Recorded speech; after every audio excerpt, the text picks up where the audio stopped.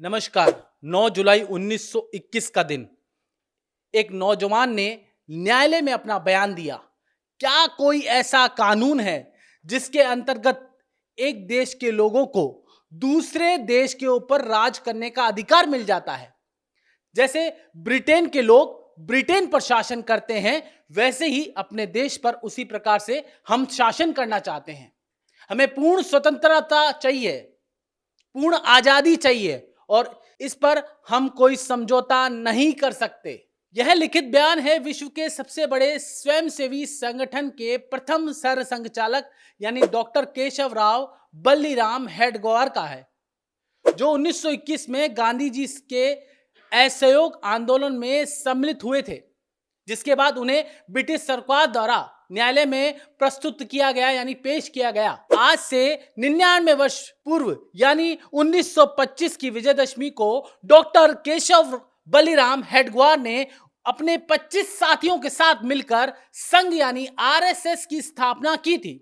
आज संघ जब अपना स्थापना दिवस मना रहा है, इस समय संघ की वार्षिक प्रतिनिधि सभा 2024 के प्रतिवेदन के अनुसार देश में संघ की 73,000 से अधिक शाखाएं, 27,000 से अधिक मिलन और 10,000 से अधिक मंडलियां हैं। आइए जानते हैं कैसे हुई इस विश्वव्यापी संगठन की शुरुआत और क्या है इसके पीछे उद्देश्य।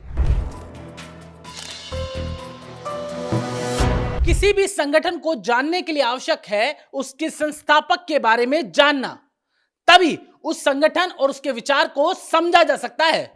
हिंदू संस्कृति ही हिंदुस्तान की प्राणवायु है, इसलिए यह स्पष्ट है कि यदि हिंदुस्तान की रक्षा करनी है तो हमें पहले हिंदुओं की संस्कृति का पोषण करना चाहिए। यदि हिंदुस्तान में हिंदू संस्कृति नष्ट हो जाए और हिंदू समाज का अस्तित्व समाप्त हो जाए तो शेष बची भौगोलिक इकाई को हिंदुस्तान कहना उचित नहीं होगा। यह याद रखना चाहिए कि संगठन से ही शक्ति आती है, इसलिए हिंदू समाज को संगठित करना हिंदू का कर्तव्य है। संघ इसी सर्वोच्च कार्य को कर रहा है। देश का वर्तमान भाग्य तब तक नहीं बदला जा सकता जब तक लाखों युवा अपना पूरा जीवन इस उद्देश्य के लिए समर्पित ना कर दे। यह वक्तव्य संघ के प्रथम संस्थापक व प्रथम सर संघचालक डॉक्टर केशव बल्लीराम हेडगेवार का है। केशव बल्लीराम हेडगेवार का जन्म वर्ष प्रतिपदा नववर्ष के दिन 1 अप्रैल 1889 को नागपुर में हुआ। बचपन में ही उन्होंने सवाल करना शुरू कर दिया कि मुट्ठी भर विदेशी इतने लंबे समय तक भारत जैसे विशाल और प्राचीन राष्ट्र पर कैसे शासन कर सकते हैं। उन्होंने महारानी विक्टोरिया के राज्य अभिषेक की जयंती के अवसर पर बांटी गई मिठाइयों को फेंक दिया। उस समय उनकी उम्र 8 साल की थी।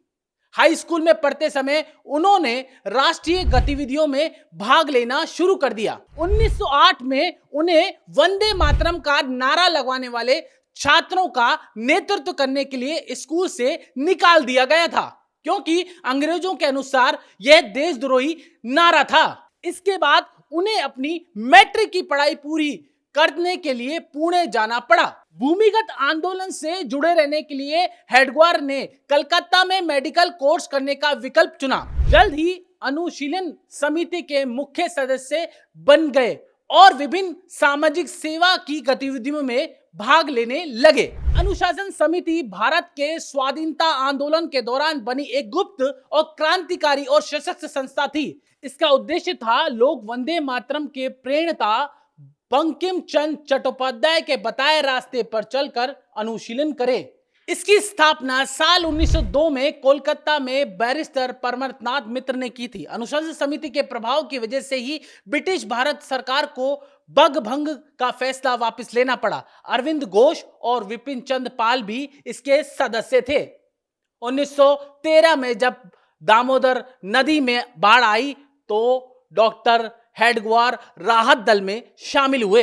1916 में वे एक योग्य चिकित्सक के रूप में नागपुर में लौट आए। हालांकि उन्होंने घर में गरीबी के बावजूद डॉक्टर के रूप में अपना काम करने की बजाय अविवाहित रहते हुए राष्ट्र के लिए कार्य करना चुना। तब तक उन्होंने लोकमान्य तिलक और डॉक्टर मुंजे और लोकनायक MM अने जैसे दिग्गजों के साथ सक्रिय संपर्क स्थापित कर लिया था। उन्होंने 1920 के दशक की शुरुआत तक कांग्रेस और हिंदू महासभा में जिम्मेदार पदों पर काम किया। उन दिनों हेडगेवार के सार्वजनिक भाषण सरासर आग और गंधक का काम करते थे। वर्ष 1921 में डॉक्टर हेडगेवार ने गांधी जी के असहयोग आंदोलन में सक्रिय रूप से भाग लिया। अंग्रेजी हुकूमत ने उन पर ब्रिटिश सरकार के विरुद्ध भड़काऊ भाषण देने और विद्रोह करने के आरोप में मुकदमा चलाया गया। मुकदमे के समय डॉक्टर हेडगेवार ने कोर्ट में कहा, मैं अभी भी यही कहता हूं कि हिंदुस्तान हिंदुस्तानियों का है और स्वराज हमारा अंतिम ध्येय है। इसके बाद डॉक्टर हेडगेवार को 1 साल की सजा सुनाई गई। ऐसे ही एक मुकदमे में उन्होंने यह कहते हुए अपना बचाव किया, एकमात्र सरकार जिसे अस्तित्व में रहने का अधिकार है वह जनता की सरकार है।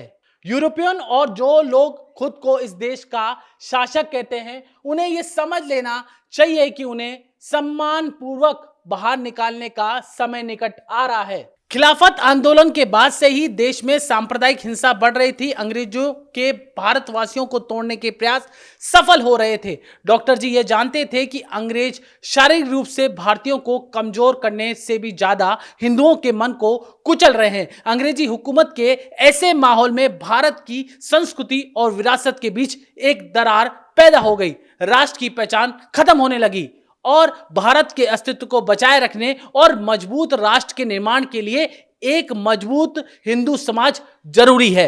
इसी बात को ध्यान में रखते हुए डॉक्टर हेडगेवार ने 1925 में राष्ट्रीय स्वयंसेवक संघ की स्थापना की। संघ के शुरुआती दिनों में महात्मा गांधी, सावरकर, सुभाष चंद्र बोस, मदन मोहन मालवीय आदि ने इसकी प्रशंसा की। स्थापना के 7 महीने बाद 17 अप्रैल 1926 को इसका नामकरण किया गया। सदस्यों ने हिंदू स्वयंसेवी संघ, जरी पाटका मंडल, शिवाजी मंडल और राष्ट्रीय स्वयंसेवक संघ नाम सुझाया। डॉक्टर हेडगेवार व अन्य सदस्यों की सहमति के बाद इसका नाम रखा गया राष्ट्रीय स्वयंसेवक संघ। हालांकि संघ के आरंभ में डॉक्टर जी ने कोई पद नहीं लिया।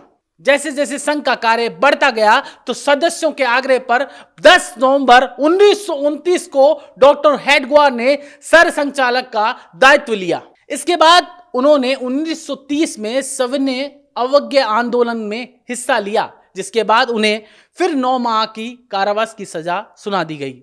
हालांकि उन्होंने सविनय अवज्ञा आंदोलन में व्यक्तिगत रूप से हिस्सा लिया था। स्वयंसेवक भी व्यक्तिगत रूप से इसमें हिस्सा ले सकते थे। संघ ने संगठन के रूप में इसमें भाग नहीं लिया। सवाल यह भी उठता है, जब डॉक्टर हेडगेवार कांग्रेस के सक्रिय सदस्य बन गए थे तो उन्होंने कांग्रेस में इस तरह की व्यवस्था न करते हुए अलग संगठन क्यों बनाया?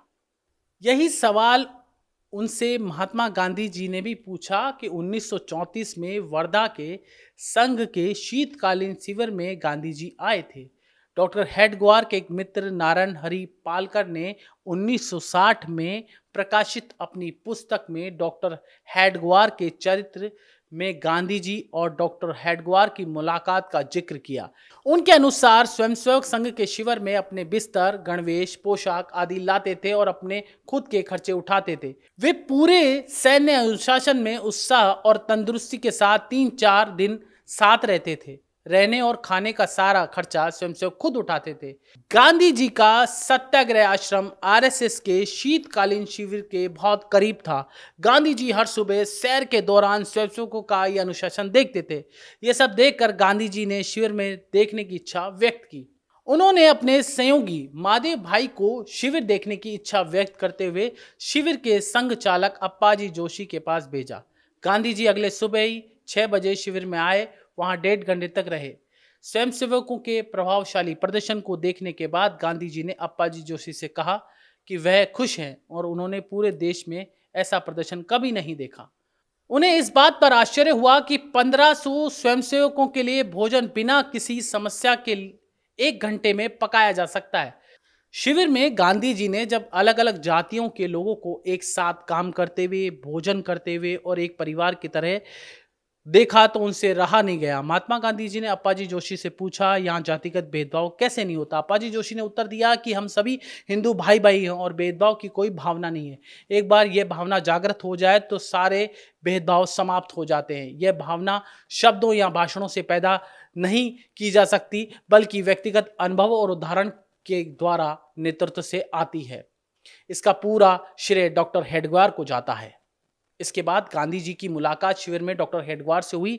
गांधी जी ने डॉक्टर हेडगेवार से पूछा कि वे इतनी लोकप्रिय कांग्रेस पार्टी से सक्रिय रूप से जुड़े रहे हैं, लेकिन उन्होंने कांग्रेस के बैनर तले संघ क्यों नहीं शुरू किया?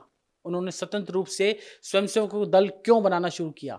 डॉक्टर जी ने उत्तर दिया कि मुद्दा पैसा नहीं था, मुद्दा बिना शर्त के समर्पण का था। कांग्रेस का गठन राजनीतिक उद्देश्य से किया गया था।